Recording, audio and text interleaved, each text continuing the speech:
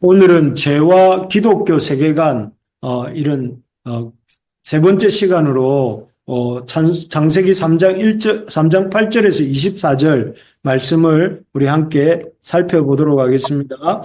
예, 어제 우리는 그 선악과의 의미에 대해서 나누었습니다. 선악과의 의미는 첫째가 이 인간이 그 선악과를 통해서 하나님이 창조의 주인이시고 인간은 하나님의 사랑받는 피조물이다. 쉽게 말하면 하나님이 이 창조 세계의 주인이시고 인간은 그 창조 세계에 하나님이 지으신 사랑받는 피조물이다 하는 것을 보여주는 의미가 있다 이렇게 말씀드렸습니다. 그래서 마치 도로 중앙에 있는 이 중앙선이 이쪽 저쪽 차선이 오는 차와 가는 차선을 구분해 주므로 차들이 안전하게 운행할 수 있도록 자유롭게 운행할 수 있도록 지켜주는 것처럼 이 선악을 알게 하는 나무의 의미도 우리가 창조의 주인은 세상의 주인은 인생의 주인은 하나님이시고 우리는 하나님의 사랑받는 피조물이다. 우리가 창조주가 아니고 피조물이다 하는 것을 일깨워 주는 것이 이런 하나님이 동산중앙에 두신 선악과의 의미다 하는 것이죠. 그래서 우리가 주일마다 십계명을 읽는데 십계명의 제1계명도 그런 의미입니다. 1계명 속에서 너는 나 외에는 다른 신들을 내게 잊기 말지니라 이 말은 하나님 외에는 다른 신이 없다 하는 것이죠. 하나님만이 하나님이시고 그 외의 것들은 인간을 포함해서 모든 존재는 하나님이 아니라는 거예요. 피조물이라는 하나님만이 창조주 하나님만이 하나님이시고 또 이 세상의 주인이시고 인생의 주인이시고 우주의 주인이시고 사람은 피조물이다 하는 것을 이렇게 기억하면서 사는 것이 행복한 삶을 사는 길이다 이렇게 깨우쳐 주시는 것입니다. 그래서 우리 인생의 진정한 행복은 지난 주일날 말씀드렸지만 우리가 하나님과의 바른 관계를 맺는 데 있다고 했는데 그 우리가 하나님과 맺어야 될 바른 관계는 무엇이냐면은 하나님이 이 세상의 주인이시고 이 우주의 주인이시고 또 하나님이 이 세상의 모든 것의 최종 판단자가 되신다는 사실을 인정하고 그렇게 하나님을 내 마음에 모시면서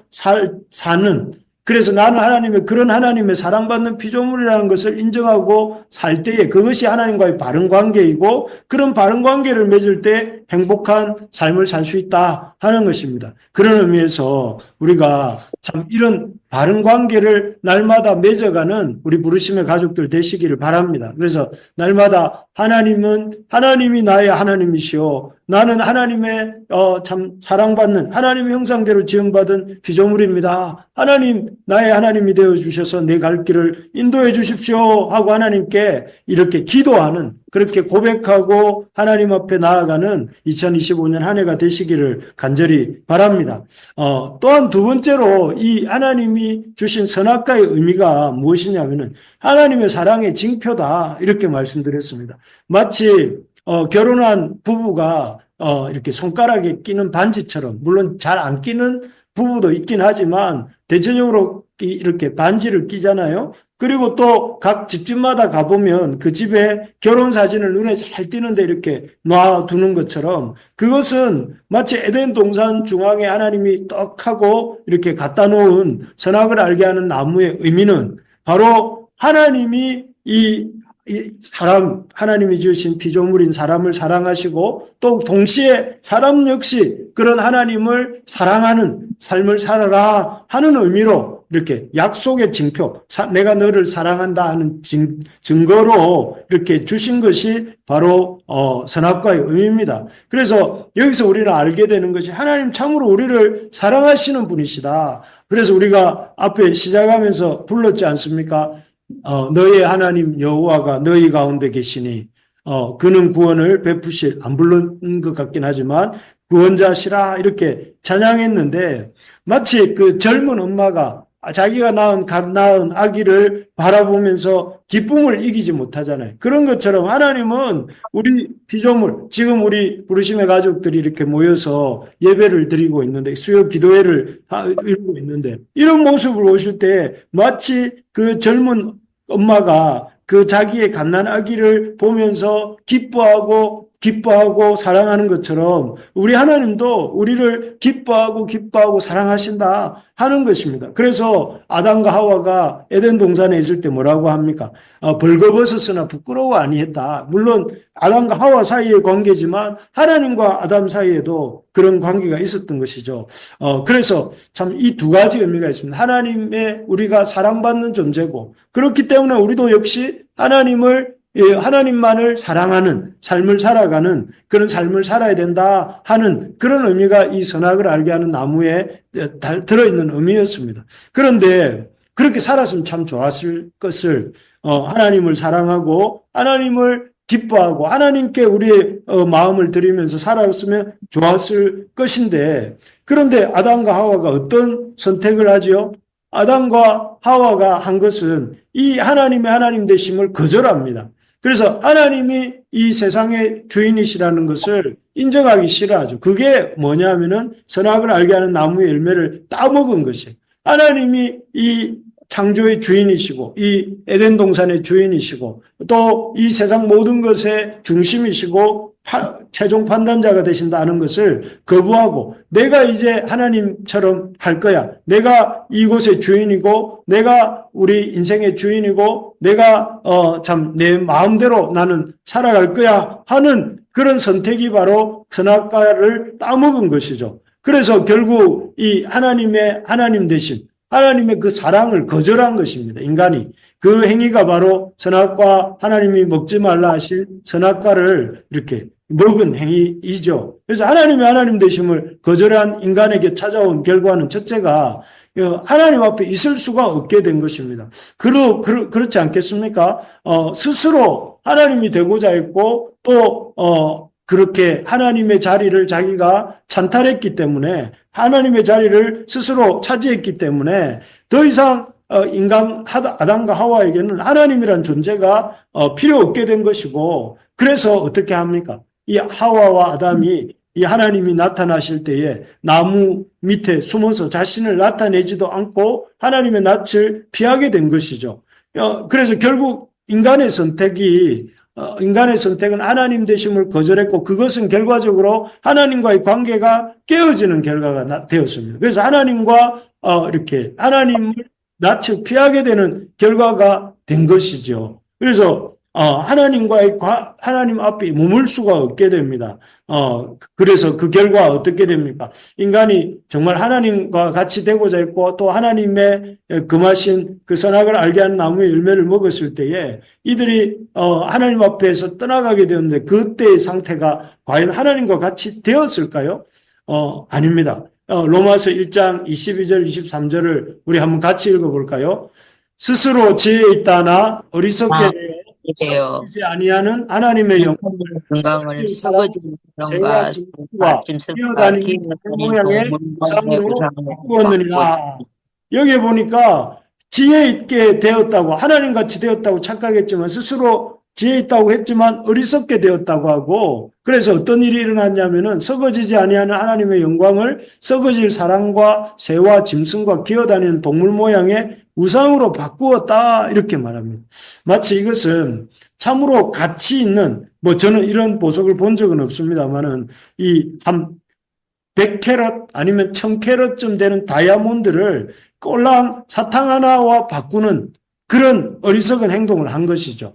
그 아주 어리석어진 거예요. 인간이 굉장히 하나님과 같이 되려고 하고, 그래서 선악과를 먹었을 때에 그가 하나님과 같이 되는 것이 아니라 오히려 참 어리석게 되었고, 그래서 정말 가치 있는 하나님의 영광을 가치 없는 그런 금수와 버러지, 벌레 형상의 우상을 만드는 것으로 대체하게 했다는 것입니다. 그래서 참 인간이 얼마나 똑똑해진 것 같지만, 하나님을 떠난 인간이 우주의 중심이 되고 인생의 중심이 되는 것처럼 착각했는지 모르지만, 어제도 말씀드렸지만 어떻습니까? 하나님을 떠난 결과 이사도 마음대로 못 갑니다. 이사도 마음대로 못 가는 것이 손이 있는 날이 어느 날이고 손 없는 날이 언제인지를 몰라서 어디 물어보고 이렇게 그 이사도 자기가 오고 싶은 날이 아니라 누가 이렇게 가라고 하는 날에만 가게 되고, 또, 참 탐욕이 가득해서 어떻게 합니까? 참 늘 많이 가지고도 쫄쫄 굶으면서 살아가는 것이 인생이고, 그래서 자기도 많이 못 쓰고 남에게도 베풀지도 못하고 갖고만 있는, 그러다가 또 이렇게 하나님 부르시면 또 가게 되는 그런 경우도 있고, 또 참 이렇게 바벨탑을 쌓은 사람들처럼 아주 이렇게 도달하지 못할 목표, 하늘에 닿게 하여, 하늘에 닿게 하자고 하면서 바벨탑을 쌓지 않습니까? 그런데 결국 하늘에 닿기 전에 다 흩어지고 마는데, 그런 어리석은 모습의 인간이 되고 맙니다. 그래서 사람이 하나님과의 어떤 그 하나님 먹지 말라 한 선악과를 먹는 순간 하나님과의 관계가 깨어졌고, 또 오히려 어리석게 되었고, 그래서 하나님이 아닌 그 어떤 헛된 것들의 종로를 타면서 살아가게 되었다 하는 것이죠. 두 번째로 보면 이 선악과를 먹게 된 결과 이웃과의 관계도 파괴됩니다. 우리가 잘 아는 그 아담이 하와를 만났을 때 그 이 말이 있습니다. 이는 내 뼈 중에 뼈요 살 중에 살이다. 참 이것은 그야말로 너는 나요 나는 놉니다 하면서 서로에 대한 참 기쁨을 표시한 노래인데, 그렇게 아내를 내 뼈 중에 뼈요 살 중에 살이라고 하면서 이렇게 노래를 불렀던 아담이 나중에 범죄한 그 선악과를 따먹은 이후에 어떤 모습으로 바뀝니까? 3장 12절 여기 보니까 뭐라고 부르고 있습니까? 아담이 아내 하와를 내 뼈 중에 뼈요 살 중에 살로 불렀던 그 하와에 대해서 이 여자, 하나님께 나와 함께 있게 하신 여자, 그가 여자라고 말을 해요. 그리고 그 뒤에 이어져 나오는 말도 그가 내게 그 나무 열매를 줌으로 내가 먹었습니다 하면서 아내, 그렇게 사랑하다고 말했던 아내 하와를 향해서 이렇게 책임을 전가하고, 또 그 아내 하와도 만만치 않습니다. 16절에 보면 하와도 그 밑에 16절 뒷구절에 보면 너는 남편을 원하고, 이 원한다는 표현이 그냥 남편을 사모한다 이런 의미가 아니고, 이 원한다는 말이 지배하기를 원한다는 말이에요.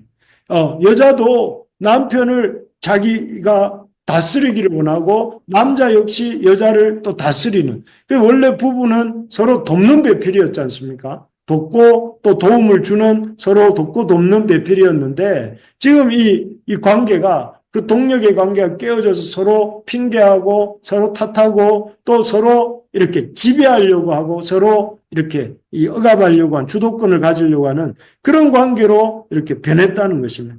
그래서 이런 관계가 나중에는 어떻게 됩니까? 이 형제, 부부의 이런 관계가, 깨어진 관계가 나중에는 형제 사이에서도 이런 그 아주 미움과 다툼과 질투가 일어나게 돼서 아벨을 가인이 돌로 쳐 죽이는 그런 일이 일어나게 되지 않습니까? 그리고 그것이 나중에는 확장이 되어서 부족과 부족이, 나라와 나라가 이렇게 서로 해치고 상하게 하는 그런 역사로 이루어졌습니다. 그것이 참 오늘날 일어나고 있는 저 러시아와 우크라이나 전쟁이 그렇고, 저 팔레스틴과 이스라엘 사이에 벌어지고 있는 전쟁이 그렇고, 지금 미국과 중국 사이에 일어나고 있는 무역 전쟁이 그렇습니다. 그런 것들이 다 알고 보면 이 깨어진, 하나님과의 깨어진 관계가 이렇게 있으면서 그 관계에서 이웃과의 관계도 깨어졌다는 것이죠. 그리고 세 번째로 보면 이 범죄한 결과가 자연도 파괴되게 되었다 하는 것입니다. 그래서 원래 하나님은 참 자연을, 하나님의 형상대로 지어진 인간이 그 사랑과 진리, 의와 화평으로 이렇게 잘 다스리기를 원하셨습니다. 그런데 사람은 그 하나님의 그 맡겨주신 자연을 잘 관리하고 정원사가 정원을 가꾸듯이 돌아보기는커녕 오히려 자신의 욕망과 자신의 만족을 위해서는 마구 파헤칩니다. 그래서 나무가 필요하면 남의 나라야 어찌되든 말든 그 아마존에 가서도 그 아름드리 나무들을 다 잘라와서 한번 쓰고 버릴 뭐 젓가락도 만들고 한번 쓰고 버릴 가구들도 만들고, 그래가지고 또 몇 년 지나지 않으면 다 실증이 나서 또 이렇게 나무를 잘라오고 또 그렇습니다. 그래서 강도 막아가지고 강물이 녹조라떼 같이 되고, 또 이렇게 자동차를 너무 많이 타는 바람에 또 이렇게 지구 온난화가 이루어져 가지고 지금은 저 호주와 미국 같은 데서는 불이 나가면 한 번도 꺼지지 않는 우리나라 면적만한 불이 났다 이런 소식들이 막 들려옵니다. 이게 다 뭡니까? 이 죄의 결과입니다. 죄의 결과. 인간의 죄의 결과. 그래서 온 세상이 지금 이렇게 신음을 하고 있는 것이죠. 그래서 거듭 말씀드리지만 참 이 세상의 중심은 인간이 아닙니다. 인간이 아니고 하나님이시고 우리에게 주신 사명은 다름 아닌 하나님을 대신해서 이 세상을 잘 관리하고 가꾸는 책임을 가진 존재라는 것을 명심해야 됩니다. 어쨌든 이런 하나님과의 관계도 깨어지고 이웃과의 관계도 깨어지고 자연과의 관계도 깨어졌을 뿐만 아니라 또 한 가지가 더 나와 있습니다. 그것은 바로 무엇이냐면 자기 자신에 대한 왜곡입니다. 자기 자신. 그래서 인간이 원래는 하나님 에덴 동산에 머물렀다면 죽지 않고 유한한 피조물이지만 죽지 않고 살았을 것입니다. 왜 그랬을까요? 그 선악을 알게 하는 나무와 생명나무가 같이 있었잖아요. 그래서 하나님이 선악을 알게 하는 나무의 열매는 먹지 말라 하셨지만 생명나무의 열매는 먹지 말라 하지 않으셨어요. 그렇기 때문에 유한한 피조물이지만 하와는 그 하나님과 영원히 거할 수 있는 그런 특별한 은혜가 있었습니다. 그러나 이 선악과를 먹게 된 순간 어떻게 됩니까? 에덴 동산에서 이렇게 떠나가야 되게 되었고, 그 결과로 인해서 생명나무 열매도 먹지 못하게 되었고, 인간은 죽게 된 것입니다.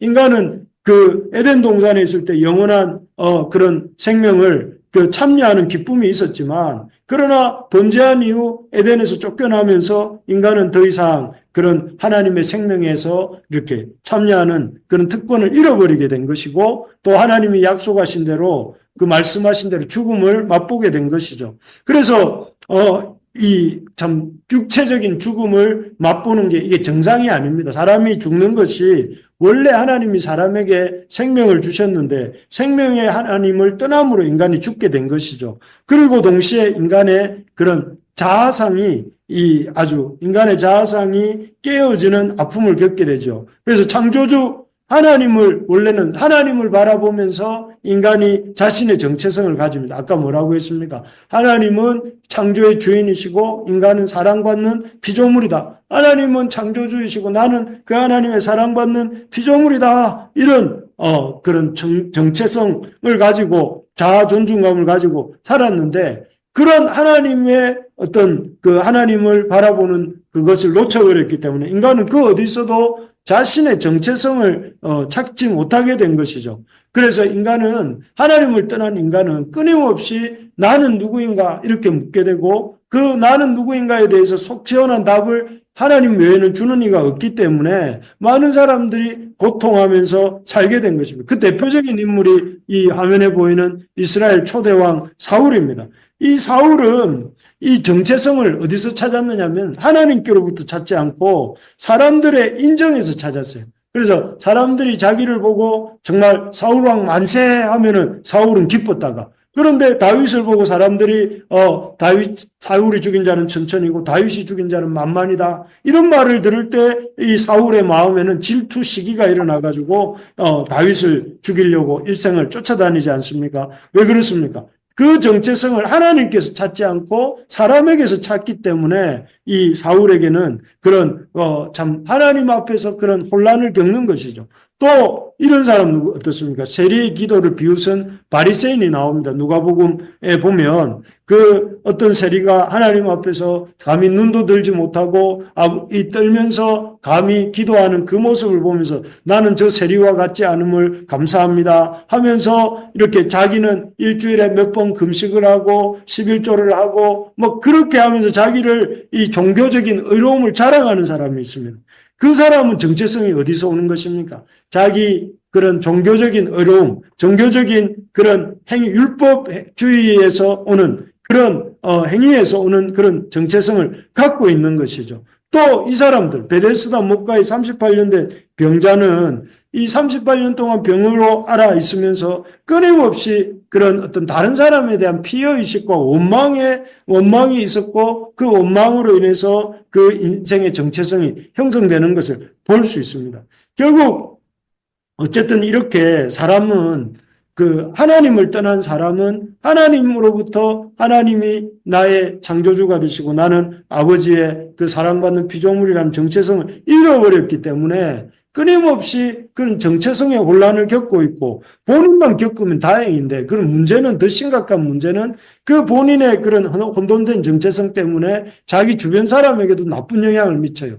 그 사람이 아버지면 그 아내와 그 아이들에게 영향을 미치고 그 사람이 선생님이면 그 병든 정체성을 가지고 또 다른 제자들과 주변 사람들에게 또 영향을 끼치고 그렇게 해서 이 우리가 살고 있는 세상이 점점점 병들어가게 되는 그런 악순환이 일어나게 되는 것입니다. 어쨌든 그래서 아담이 하와의 이렇게 그 아담과 하와가 뱀의 말을 듣고 또 이렇게 그 유혹을 받아서 하나님과 같이 되고자 하는 그래서 스스로 하나님이 중심이신 하나님을 이렇게 인정하지 않고 자기가 이 세상의 중심인 것처럼 한 결과는 방금 네 가지 말씀드린 것처럼 하나님과의 관계도 깨어지고 하나님같이 된 것이 아니라 하나님과의 관계도 깨어지고 내 이웃과의 관계도 깨어지고 또 자연과의 관계도 깨어져서 자연은 가시덤불과 엉겅퀴를 내고 아담과 하와는 땀 흘려야 이렇게 먹고 살 수 있는 상황이 되었고 또 그리고 자기 자신의 자아상도 흔들리고 그래서 주변에도 본인에게도 참 영향을 끼치는 그런 삶을 살게 되었다 하는 것입니다. 그래서 어쨌든 이런 죄의 결과로서 참 범죄하여서 있는 이 아담과 하와를 보시면서 하나님은 어떻게 해야 되나 이렇게 그 마음에 이렇게 생각하게 되십니다. 그래서 원래대로라면 하나님 어떻게 하셔야 됩니까? 그 아담과 하와를 이렇게 죽게 하셔야 되죠. 내가 그것을 먹는 날에는 정녕 죽으리라 이렇게 말씀하셨어요. 죽어야 마땅합니다. 그런데 하나님은 이 아담과 하와를 죽이지는 않으세요. 오히려 그들에게 가죽옷을 지어 입히시고 또 그 후에는 그들을 에덴 동산에서 내어 보내시죠. 왜 그랬을까요?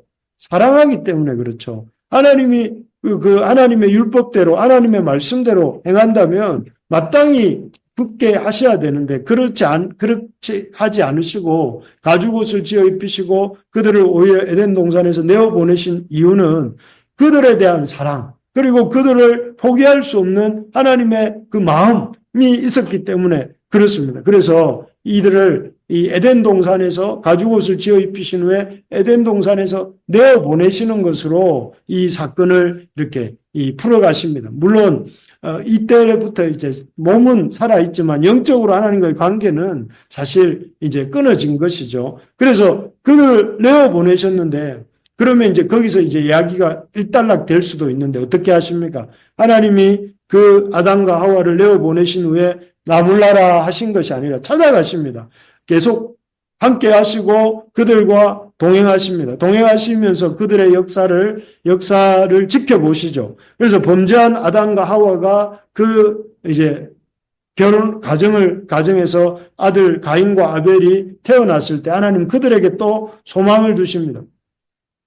그 가인과 아벨에게 소망을 두시고 가인과 아벨을 이렇게 기대하십니다. 그래서 아담과 하와는 실패했을지라도 그들의 자녀인 가인과 아벨에게서는 무슨 또 다른 변화가 있지 않을까 하면서 그들이 드리는 첫 소산을 이렇게 보시죠. 그런데 하나님께서 그 첫 소산을 드리는 그 아벨의 그 중심을 보시고 아벨의 그 양과 첫 새끼를 이 기름은 받으셨지만 반면에 그 땅의 첫 소산으로 드리는 가인의 그 아주 자기중심적인 자기를 만족하게 하기 위해서 하나님께 드렸던 그 제사는 받지 않으세요.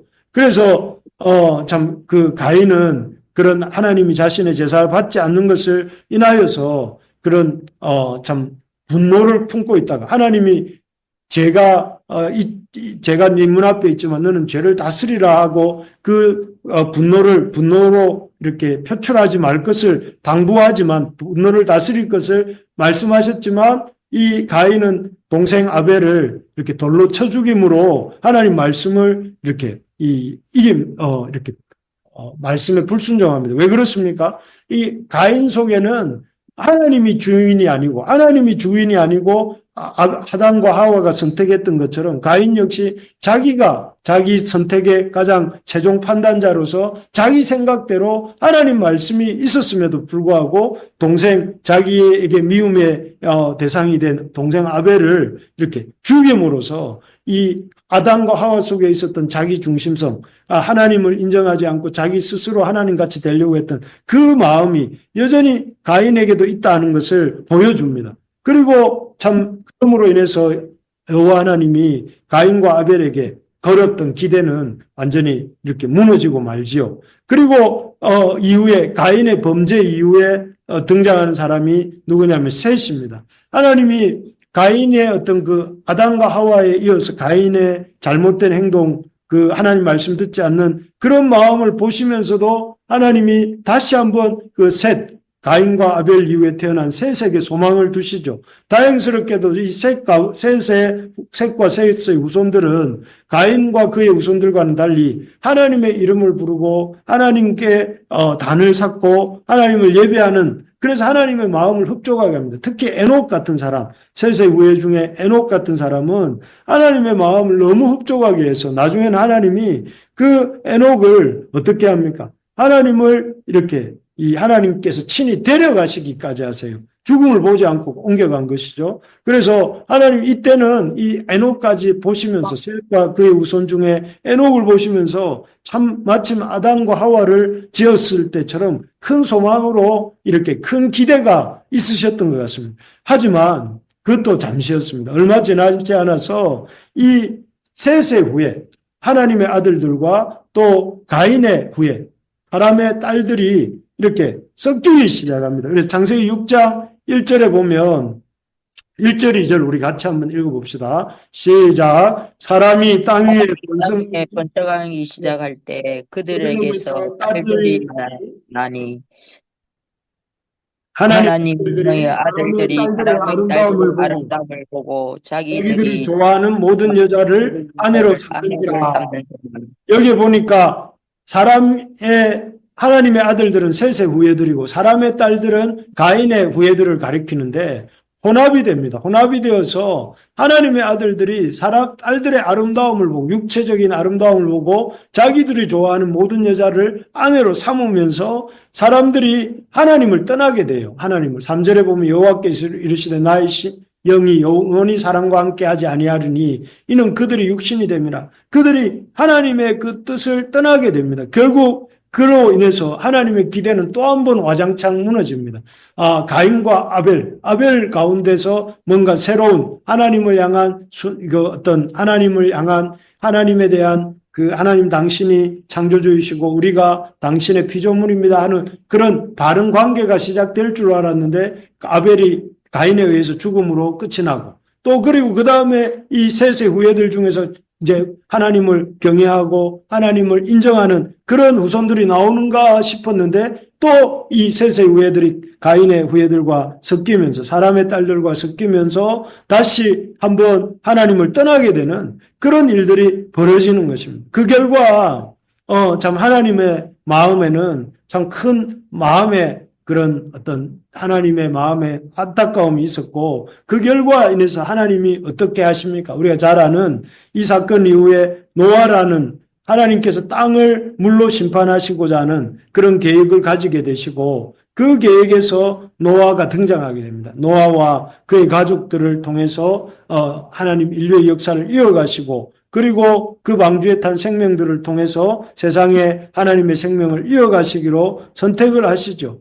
그래서 하나님이 이 사건을 통해서도, 노아 홍수 심판을 통해서 하나님은 이 땅에 있는 인간의 이런 제약된 하나님을 주인으로 인정할 줄 모르는 이 인간에 대한 심판을 하십니다. 그런데 그렇게 큰 홍수 심판 이후에 등장하는 노아와 그의 후손들이 한 일이 무엇입니까? 노아는 그 포도에서 취한 포도주를 먹고 술이 취해서 하체를 드러내는 사건이 있게 되고 또 노아의 후손들 노아의 후손들이 의해서 이렇게 이 후손들이 번성하여서 한 일은 이 바벨탑을 쌓게 되는 거지 않습니까? 하나님의 이름을 하늘에도 내고 하나님과 같이 자기들의 명성을 내고자 하는, 여전히 하나님의 주인 되심을 노아와 노아의 후손들 역시 인정하지 않고 하나 자신들이 이 땅의 주인인 것처럼 행세하는 그런 어떤 모습이 이 바벨탑 사건과 또 노아의 그 방종함을 통해서 드러나게 됩니다. 이를 통해서 하나님은 참 우리가 쭉 살펴본 것처럼 아담과 하와, 가인과 아벨, 또 셋의 가인의 후예들과 혼합된 셋의 후예들, 그리고 그 이후에 있는 홍수 심판 이후에도 여전한 인간의 죄악들, 이런 것들을 통해서 죄가 계속되고 있는 이런 모습을 볼 수가 있습니다. 그래서 이런 참 것을 통해서 우리가 깨닫게 되는 것은 이 땅에 참 뿌리 깊이 들어와 있는 죄의 영향력과 그 죄의 어떤 그 자기 중심성, 죄라는 것이 다른 것이 아니라 하나님의 주인 되심을 인정하기 싫어하고 하나님의 말씀이 최종적인 권위로 이렇게 권위라는 것을 인정하기 싫어하는 그것이 죄라는 것. 그리고 그 죄가 가만히 있는 것이 아니라 죄는 점점 더 깊어지고 점점 더 확장되어져 간다 하는 것을 볼 수가 있습니다. 그래서 참 우리가 죄는 무엇인가? 죄는 무엇인가 하면은 하나님이 세상의 주인이심을 거부하는 게 죄고, 또 하나님의 그 말씀이 이 모든 것의 판단의 기준이라는 사실을 인정하기 싫어하는 것이 죄다 하는 것이죠. 그리고 동시에 이 본문을 통해서 우리가 깨닫게 되는 것은 하나님이 그런 죄가 깊어질수록 하나님의 사랑도 끊어지지 않고 계속해서 이어진다. 원래 하나님의 그 말씀대로라면 아담과 하와가 범죄한 이후에 심판이 있고 세상 인류의 역사가 끝이 나야 마땅한데 하나님 그렇게 하지 않으시고 가인과 아벨에게 소망을 두시고, 또 가인과 아벨이 또 이렇게 잘못된 길, 가인이 나아갈 때에 하나님 셋을 주시고 셋이 또 다시 셋의 후예들이 가인의 후예들과 혼합되었을 때 하나님 노아라는 한 사람을 또 예비하시고 방주를 예비하시고 그렇게 나아가는 것을 보게 됩니다. 참 그래서 말씀을 맺으면요, 우리가 참 이 죄와 하나님 기독교 세계관은 무엇이냐면 이 죄라는 것이 하나님이 만든 세상, 또 그리고 하나님의 형상으로 지어진 인간을 인간 깊숙이 들어왔다는 것. 그 죄는 다름 아닌 하나님을 인정하기 싫어하는, 하나님을 주인 되심을 인정하기 싫어하고 자기가 하나님처럼 자기가 옳다고 고집하는 것이 죄라는 것. 그리고 그런 죄에 대해서 하나님이 진노하시고 벌하셔도 마땅하지만 그렇게 하지 않으시고 이 기회를 주시고 다시 한번 참으시고 또 그 가운데 계속해서 당신의 사랑을 보여주시는 것이야말로 하나님의 은혜다 하는 것을 우리가 붙들 수 있어야 되겠습니다. 그래서 우리가 참 올 한 해 참 무엇보다도 이런 죄에 대해서 우리가 주인 되려고 하는 이 죄에 대해서 내려놓고 하나님 앞에 하나님의 주인 되심을 인정하면서 살아가는 우리 부르심의 가족들이 되시고, 또 그런 가운데 하나님이 주시는 깊은 은혜를 경험하는 우리 모두가 되고 오늘 한 해가 되시기를 주님의 이름으로 축복합니다. 아멘. 아멘.